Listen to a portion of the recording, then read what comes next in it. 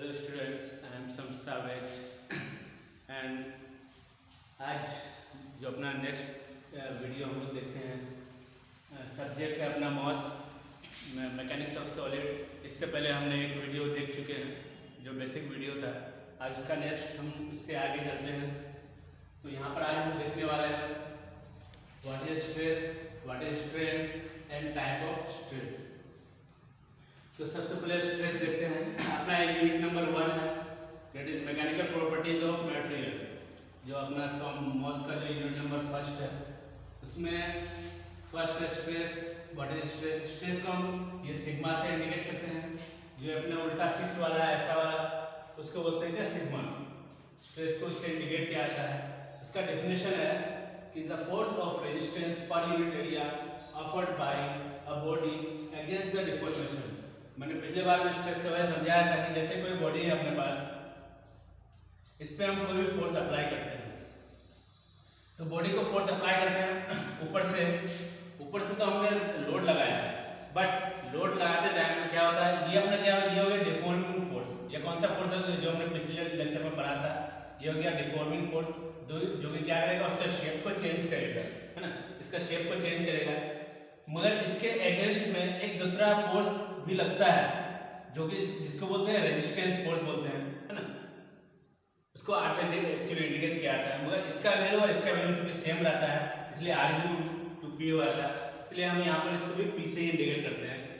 तो ये जो होता है एक्चुअली स्ट्रेस क्या होता है कि द रेजिस्टेंस फॉर ऑफर्ड, है ना, द रेजिस्टेंस क्या होता है, resistance force per unit area offered by a body against deformation. जैसे ऊपर से लोड लगा तो ये डिफॉर्म हो गया, तो इसको डिफॉर्मेशन से बचाने के लिए जो ये फोर्स लगता है, जितना फोर्स लगता है, that force per unit area, कौन से एरिया में लग रहा है, तो ये वाले एरिया में लग रहा है।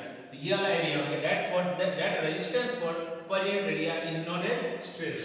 तो हम स्ट्रेस को किससे इंडिकेट करते हैं, सिग्मा से इंडिकेट करते हैं। तो ये क्योंकि आर रेजिस्टेंस फोर्स आर से इंडिकेट किया था और इसका जो वैल्यू होता है वो लोड के ही बराबर होता है, तो R is equal to P. तो हम यहाँ पर इसको पी भी लिख सकते हैं। एक्चुअली में इसको sigma is equal to R but A होना चाहिए, बट इसका वैल्यू पी के बराबर है, तो इसके लिए हम लोग इसको पी लिख सकते हैं डायरेक्टली। तो sigma is equal to P but A, है ना। इस तरह से हो गया force, resistance force per unit area, इसको ऐसे बोलते हैं, resistance force per unit area. अब इसका जो यूनिट हो गया, है ना, रेजिस्टेंस फोर्स का यूनिट हो जाएगा न्यूटन, कोई भी फोर्स का यूनिट होता है वो न्यूटन होता है, और पर यूनिट एरिया, एरिया कौन सा है, तो ये क्रॉस सेक्शन एरिया है, और क्रॉस सेक्शन एरिया को क्या है, मीटर स्क्वायर से इंडिकेट करते हैं, या फिर mm स्क्वायर से इंडिकेट करते हैं, या फिर सेंटीमीटर स्क्वायर से इंडिकेट करते हैं, तो कोई सा भी चीज दे सकते हैं। तो हम यहाँ जो इसका जो एसआई यूनिट है वो है न्यूटन पर mm स्क्वायर से इंडिकेट करते हैं। तो ये अपना था स्ट्रेस। जो दूसरा है नेक्स्ट इज स्ट्रेन है। तो what is strain, strain actually ratio होता है। रेशियो कौन सा होता है, अब किसी बॉडी को हमने जब फोर्स अप्लाई किया तो इसमें डिफॉर्मेशन करेगा।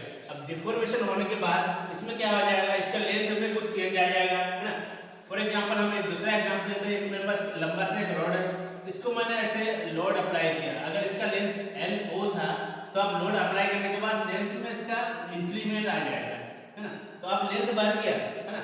तो दैट लेंथ, ये क्या हो गया, ये चेंज इन लेंथ हो गया, ये ओरिजिनल लेंथ हो गया। तो वही अपना जो है जो डेफिनेशन उसी से बन जाएगा कि चेंज इन लेंथ मतलब change in dimension but original dimension. यहाँ पर डायमेंशन कौन सा है, यहाँ पर जो चेंज हो रहा है ये लेंथ हो रहा है, तो change in dimension but original dimension is known as strain. तो सिंपल सा डेफिनेशन है कि कोई भी बॉडी पे हम जब फोर्स अप्लाई करते हैं तो उसका लेंथ पे जो चेंज आता है, that change in length but original length is known as strain. अब यहाँ पर हमने थोड़ा सा यहाँ पर न्यूमेरिकली हमने इसको समझाया है कि सपोज अगर मेरे पास पहले लेंथ L1 था, बाद में लेंथ फोर्स अप्लाई करने के बाद अगर L2 हो गया, तो L2 माइनस L1 वो चेंज इन लेंथ हो गया, बट ओरिजिनल लेंथ वही हो गया, क्या स्ट्रेन हो गया। उसको हम डेल A से भी इंडिकेट करते हैं। डेल का मतलब होता है चेंज, कोई दो लेंथ का चेंज होना, है ना। डेल L बटे LO वही हो गया चेंज इन लेंथ बटे ओरिजिनल लेंथ। अब नेक्स्ट हो गया types of stress. Types of stress में हम देखेंगे 3 type, that is tensile stress, compressive stress and shear stress. इसको हम नेक्स्ट क्लास में बहुत अच्छे से पढ़ेंगे। आज थोड़ा सा मैं इसका इंट्रोडक्शन दे देता हूं कि टेंसाइल स्ट्रेस मतलब क्या होता है, जब कोई भी बॉडी पे फोर्स दोनों साइड से बाहर की तरफ अप्लाई किया जाता है। सपोज मैंने यहाँ पर PP ये लोड हो गया, बाहर की तरफ अप्लाई किया, तो ऐसे लोड की वजह से जो स्ट्रेस प्रोड्यूस होगा उसको बोलते हैं टेंसाइल स्ट्रेस। उसी तरह जब कोई भी बॉडी पे लोड जब दोनों साइड से अंदर की तरफ लगाते हैं तो इसका लेंथ में यहाँ पर लेंथ में इंक्रीमेंट आएगा। ये ओरिजिनल लेंथ बाद में जब लोड अप्लाई करेंगे वहां की तरफ लोड बढ़ जाएगा। अब इस बॉडी में जब दोनों तरफ से लोड अंदर की तरफ दबाया जाता है तो इसका लेंथ में डिक्रीमेंट आ जाएगा ना। तो ऐसे वाला लोड की वजह से, ऐसे कॉम्प्रेसिव लोड की वजह से जो स्ट्रेस आता है उसको बोलते हैं कॉम्प्रेसिव स्ट्रेस। और नेक्स्ट है अपना कौन सा है, शियर स्ट्रेस। सपोज कोई भी दो बॉडी है, ऐसे एक बॉडी है, इसको दो साइड से फोर्स लग रहा है, एक इस साइड से भी लग रहा है और एक इस साइड से लग रहा है। तो दो इक्वल एंड अपोजिट फोर्स कोई बॉडी पे लग रहा है तो यहाँ पर क्या हो जाएगा, इसके वजह से जो स्ट्रेस आता है यानी कि दोनों साइड से इक्वल एंड अपोजिट फोर्स लग रहा है, इसके वजह से जो फोर्स आएगा उसमें स्ट्रेस आ जाएगा, उसको क्या बोलेंगे, शियर स्ट्रेस बोलेंगे। Thank you very much. Next अपना नेक्स्ट तो पास करके आप इसको नोट डाउन कर लें अच्छे से। मैंने ये कुछ लिखा है, ये मैं रख कर देता हूँ नोट्स के लिए,